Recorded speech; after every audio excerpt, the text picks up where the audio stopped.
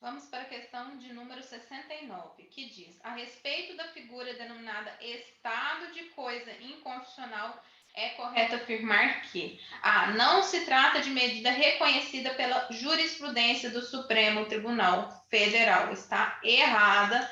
É sim tratada pela jurisprudência do Supremo Tribunal Federal por meio da ADPF 34. Eles discutiram sobre o tema, que teve como foco o sistema prisional brasileiro, que apenas admite o controle judicial de políticas públicas por meio de ações individuais ou coletivas, mas não controle por controle concentrado de constitucionalidade. Aqui o erro é não, porque é possível sim o controle concentrado de constitucionalidade por meio da ADPF, que somente é utilizada quando não é cabível outras ações de controle de constitucionalidade, como a ADI e a ADC, e os ministros julgaram a ADPF 34, discutindo a questão do sistema prisional brasileiro e das políticas públicas que deveriam ser adotadas de forma coordenada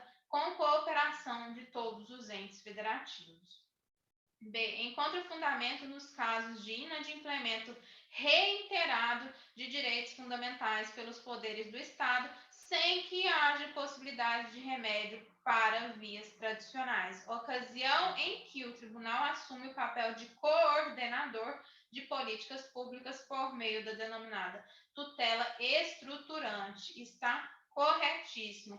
Realmente se trata de caso de inadimplemento reiterado, por conta de uma forma omissiva do Estado, sem que haja possibilidade de remédio para vias tradicionais. Realmente, aqui não há outra possibilidade a não ser se socorrer do Poder Judiciário. Então, não haveria outras possibilidades que não seja a arguição aqui por meio do controle concentrado de constitucionalidade e utilizando da ADPF, que é uma ação subsidiária, que é utilizada quando não cabe a ADI e a ADC, e outras ações constitucionais, sem que haja possibilidade de remédio para vias tradicionais, ocasião em que o tribunal assume o papel coordenador. Vamos ver isso aqui da questão do papel coordenador do Supremo Tribunal Federal, por meio do próprio julgado da ADPF 34.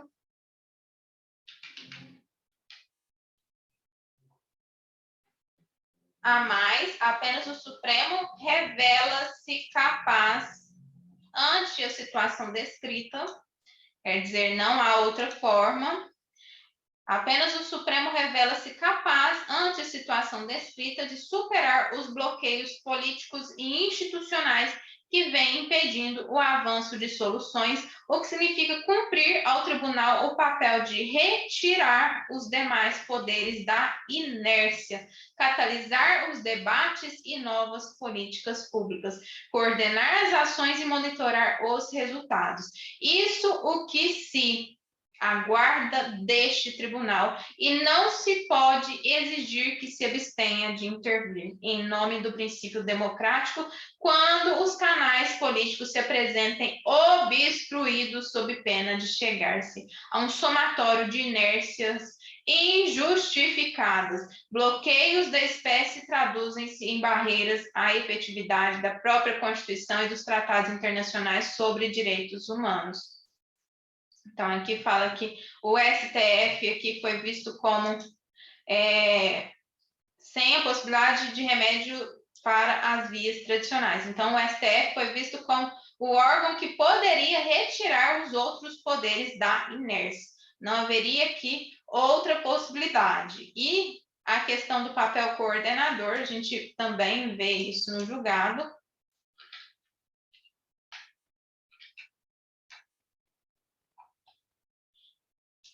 Cabe ao Supremo catalisar ações e políticas públicas, coordenar a atuação dos órgãos do Estado na adoção dessas medidas e monitorar a eficiência das soluções. Então, cabe ao Supremo catalisar ações e políticas públicas, coordenar a atuação dos órgãos do Estado. ocasião em que o tribunal assume papel coordenador de políticas públicas por meio da denominada tutela estruturante. C, aqui está correta, A, B. C, é um dos mecanismos do sistema constitucional de crises, figurando ao lado do estado de defesa, errado. Também não é um sistema constitucional de crise, errado. Aqui, o enunciado trata do sistema de coisas inconstitucionais, o estado de coisas inconstitucional. Então, o estado de coisas inconstitucional, que nada tem a ver com o sistema constitucional de crises. Então, vamos terminar, que somente pode ser instaurado após a convocação do Conselho da República e permite a suspensão de certos direitos fundamentais, como o da liberdade de locomoção, que realmente permite essas restrições no estado aqui, no sistema constitucional de crise, mas o sistema constitucional de crises, é diferente do que o enunciado quer. O enunciado quer a questão que versa sobre o estado de coisas inconstitucional, que é diferente do sistema constitucional de crises. E eu explico por quê. O sistema constitucional de crises, ele leva à legitimidade de restrições de direitos fundamentais para assegurar os próprios direitos fundamentais. Exemplo, um grupo de nazistas que se unem para matar judeus. O direito de reunião deles não é assegurado pelos direitos fundamentais, não tem nada a ver com direitos humanos. Então, os direitos fundamentais são direitos humanos internos, no âmbito doméstico, no âmbito do próprio Estado. E os direitos humanos são direitos humanos no âmbito internacional. Então, quando eu restringo determinados direitos para assegurar realmente esses direitos fundamentais, eu não estou aqui falando em uma questão ilegítima. Então, devido a um estado constitucional de crise, é possível o estabelecimento de restrições a determinados direitos, que, na verdade, são condutas ilegítimas. Já o estado de coisas inconstitucional é uma conduta omissiva que advém do próprio Estado. Então, enquanto no sistema constitucional de crise a gente vê que essa conduta advém dos próprios indivíduos, na maioria das vezes, no estado constitucional de coisas inconstitucionais, essa atitude advém da própria conduta omissiva do Estado. E é aqui vista como uma medida que deve ser resolvida por meio da colaboração de todos os entes federativos. Portanto, aqui as duas teorias elas não se confundem. Uma está falando de uma coisa e outra está falando de outra coisa completamente diferente. O sistema constitucional de crises fala de uma legitimidade de restrição de direitos a fim de assegurar o núcleo dos direitos fundamentais. E aqui, no estado de coisas inconstitucionais, versa sobre uma conduta omissiva que o próprio Estado tem uma conduta que afronta os direitos fundamentais. E aqui no sistema constitucional de crise, o Estado ele tem uma conduta ativa para não deixar com que o núcleo dos direitos fundamentais e o núcleo da Constituição ele seja atingido. Então, aqui, o sistema constitucional de crise, a gente vê um Estado ativo, declarando o estado de defesa e o estado de sítio, para evitar uma destruição da nossa própria Constituição, assegurando o núcleo básico dos nossos direitos fundamentais.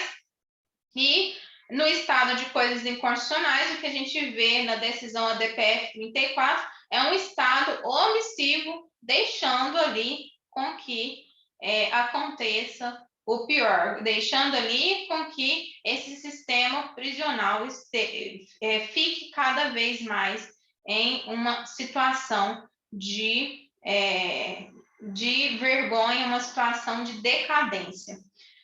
Então, são coisas completamente diferentes. D. É medida importada do Tribunal Constitucional da Colômbia, por meio do qual o Supremo Tribunal Federal declara a existência de uma violação massiva de direitos fundamentais. Correto? Até aqui está correto. Mas que se restringe a papel exclusivamente simbólico. Está errado. Não é isso que a DPF 34 ela vem nos dizer. Aqui na página 79, a gente vê o seguinte aqui, ó.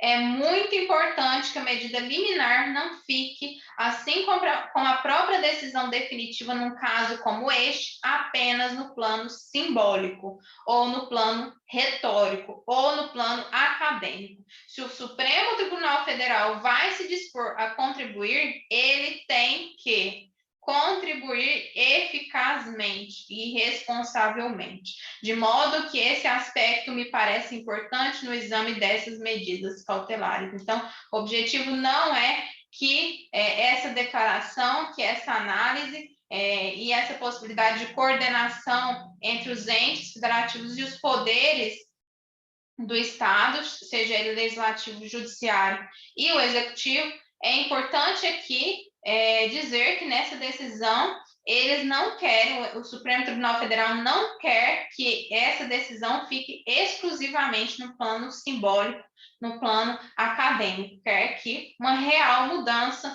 uma retirada desses poderes da omissão. E a declaração do estado de coisa inconstitucional é inviável em sede de controle concentrado de constitucionalidade. Tá? Errado, inviável, é possível, e como foi aqui decidido pela DPF 34, em controle concentrado de constitucionalidade. Tendo-se em vista que, nesse modelo, somente se aprecia o conteúdo da lei em tese, em face do parâmetro constitucional. Então, aqui está errado a questão de ser inviável, não há isso, é possível a DPF e é possível utilizá-la nos casos em que não há outros meios como a DI e a ADC. Então, é uma ação subsidiária que é analisada no plano do controle concentrado de constitucionalidade. Então, é isso.